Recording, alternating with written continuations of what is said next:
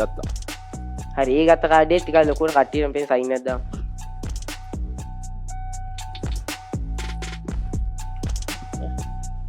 හරි ඕකත් මම මේ කාඩ් පැක් එකේ ෂෆල් කරන් යද්දි කාඩ් පැක් එකේ මැද්දට දාන්න. හරි මම දැන් මිස්ටර් කියලා ගත්ත කාඩ් එක කියන්න යන්නේ.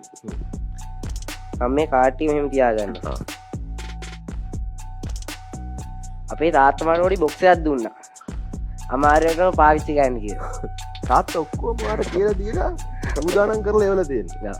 හොඳයි. මම මේ බොක්ස් එකට කිව්වා මිස්ටර් අකිල ගත්ත කාඩ් එක පෙන්නලා දෙන්න කියලා. මේ බොක්ස් එක මට ගත්ත කාඩ් එක පෙන්නලා දෙනවා. අපි මේක එක කාඩ්යෙන් කාඩ් එක තියාගෙන යන්නද? යමු.